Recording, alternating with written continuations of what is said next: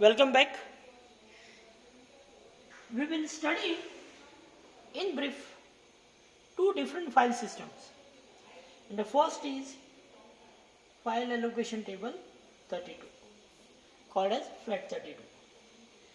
FAT32 is a version of file allocation system that was introduced by Microsoft in the year 1996. And it is an advanced version of actually FAT16. What was wrong with FAT16? The purpose of FAT32 was to overcome the limitation of FAT16 and add and support the larger area. What was happening was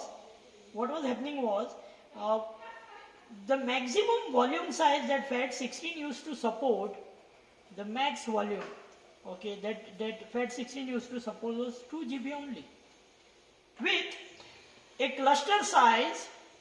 Now you know the cluster of 32K only, with a sector of maximum 512 bytes. This was pretty limited. I mean, the size of hard disk started growing.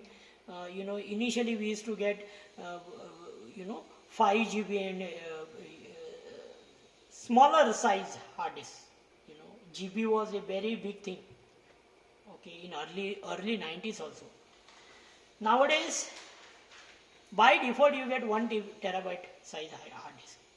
So people thought this is posing a very great limitation with respect to the storage. So they came up with FAT32, and FAT32 reserves 32 bits for each cluster entry, of which the lower 22 bits are actually used for addressing the cluster.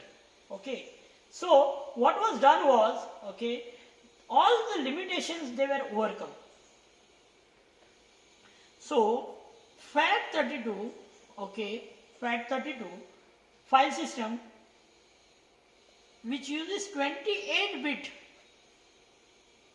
for addressing the cluster, now could address 2 raised to 28 minus totally 12 clusters. So it was coming around 268, 435, 444, this much of clusters, as compared to 65,524 clusters, max clusters in case of FAT16. So this was FAT16 and this is FAT32. See how much big the difference is. Directories cannot have more than. So what was the other limitations that we compared with? So there was a limitation with respect to directories, there was limitation with respect to file size.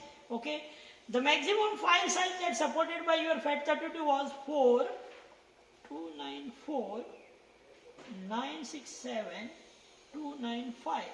Can you just imagine?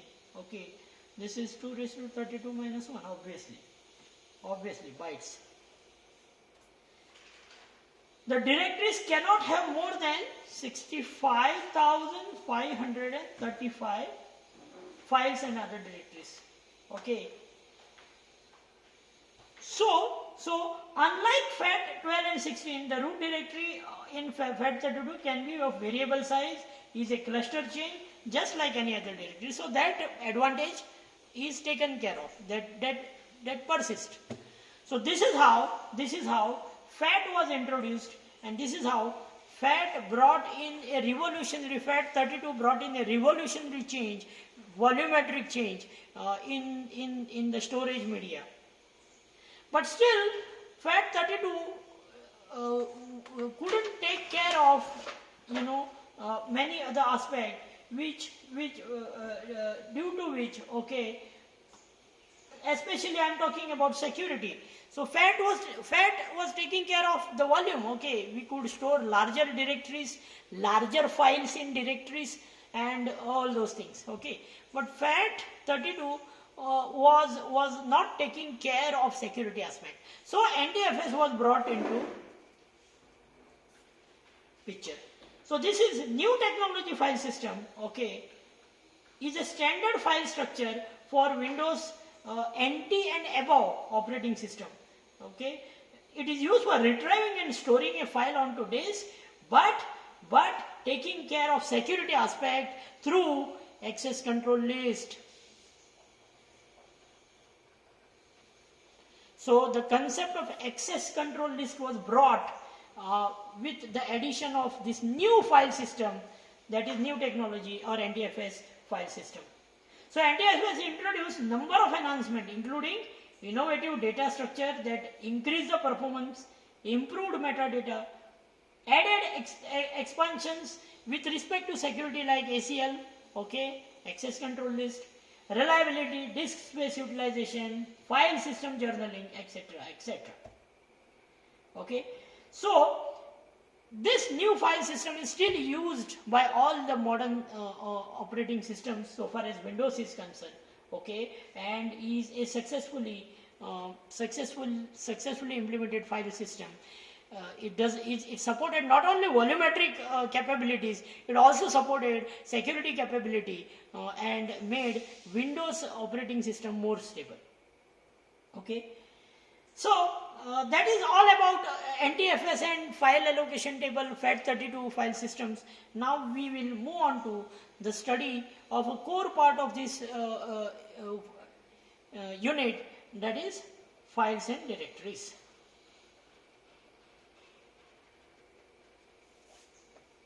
Great. So what is a file? File is a data structure, okay, that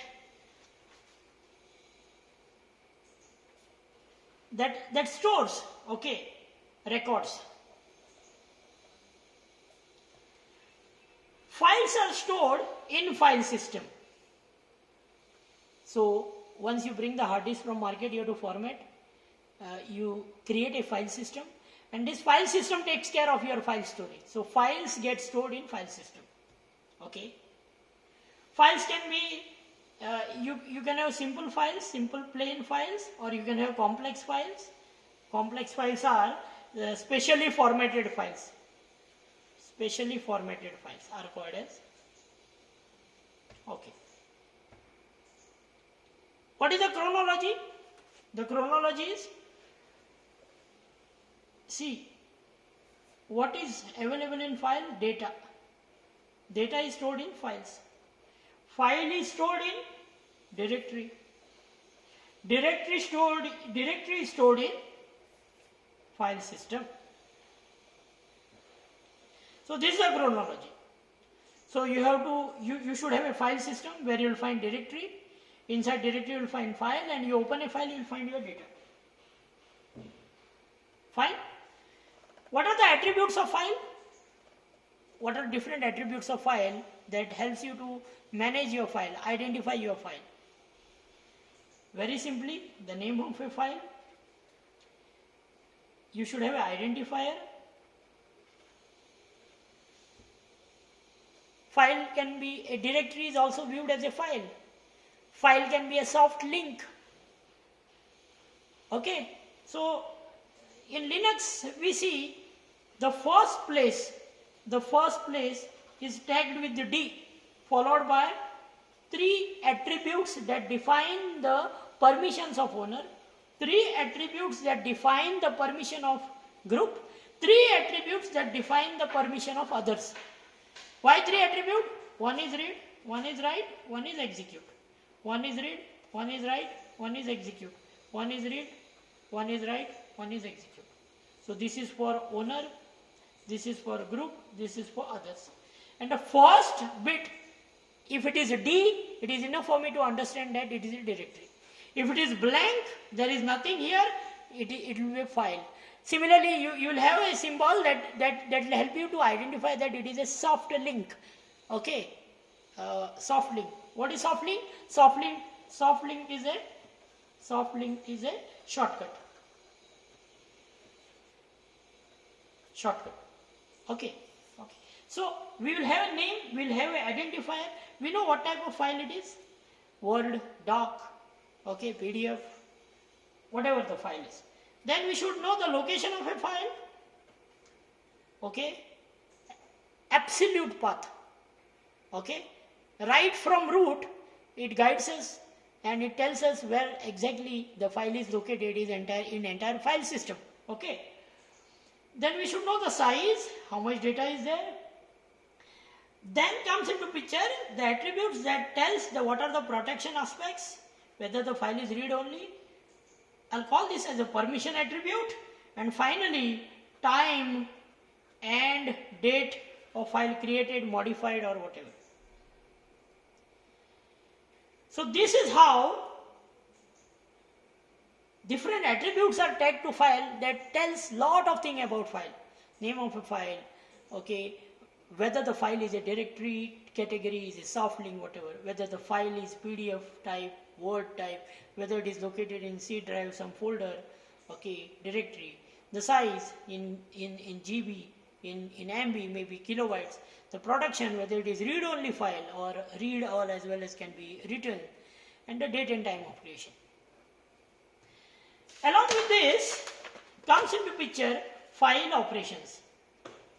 File operations, or we also call it functions.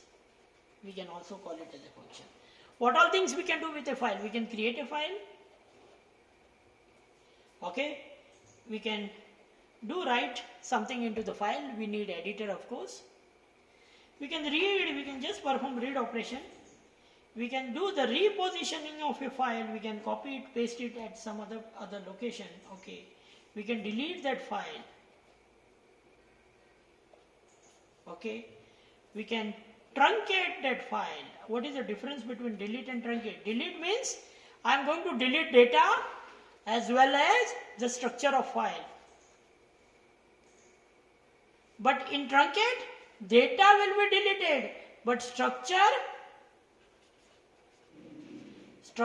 of a file not deleted. So that is the truncation. So these are some of the operations that we can do on the file. A file is an executable file, we can run the file. That is also very important. These are the different operations that we know we can do on a file. What are different file types? What are different file types? Okay. File can be a character special file. What is a character special file? It's a file that always read data character by character. Example, mouse. Example, printer. There will be a dedicated file that is a character special file which reads data character by character. So when you reposition, when you move your pointer, every time the coordinates with respect to the axis changes, these new coordinates are brought in, they are notified accordingly the position of the pointer is made. Similarly, data that is transported from the system to printer for printing, the similar thing happens. So the first file, character special file. Second category of important file is we can view ordinary files. Ordinary files are files with user information, or it can hold simple text, or it can any information. It can be programming information, whatever data it can hold. Okay, and what we can do, delete, we can do renaming, copy, modification operation on this. So these are the ordinary category file. Directory is also considered a file, and that is the third category. Directory file. So this is the third category of file. What it contains? Directory contains files. It contains files and the metadata regarding the file, or information about the file, information of file. Okay, this directory file is also in simple word called as folder. We call it folder, right? And there comes into picture the last category, that are special files. This is the last category, and these are special files, and these files are specifically device files. What are device files? These are device files which represent this device file sometimes may represent hardware also. Okay. So these are device specific file which hold the information particularly of a device to which it belongs to and manage the operation of the device. Fine. So this is about the file. This is about file types. Let's move on. What are the different ways I can access these files? Access methods. What are the different access methods? The first access method that can be used, okay, is sequential. Files can be accessed sequentially. What do you mean by this? This means it's like a tape recorder. We do have records.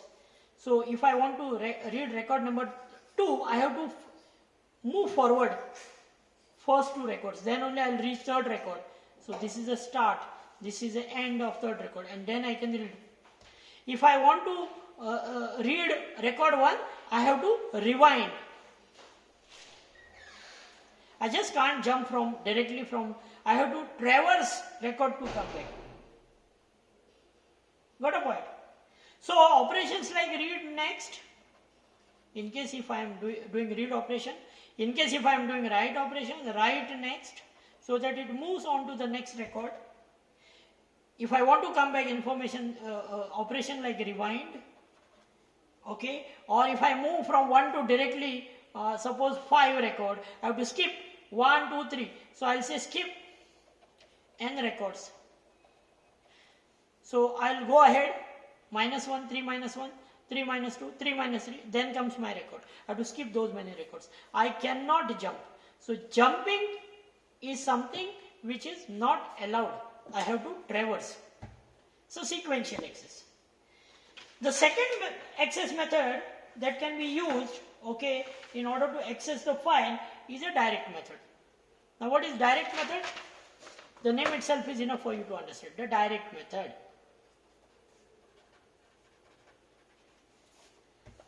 What it says? Direct method. So is your disk, and so are the records, okay, 1, 2, 3, 4, 5, 6, 7, 8, 9, 10, 11, 12. From 1 you can directly move to 12. From 12 you can directly move to 5. From 5 you can directly move to 10, and it's your wish. So the operations like read nth record or write nth record, okay, or jump onto nth record, or you can do query current record. Why? You can, once you do query current record, suppose if you are here, if you take jump directly to this record, and if you have done query record and the query says it is record number 2, you can directly come back because it will hold the location once you query. This is a faster access method if you will compare it with sequential access. Okay. And the third method that is used to access files is none other than indexed. So what it does, it maintains a metadata in the form of table, and what it will do, it will maintain a key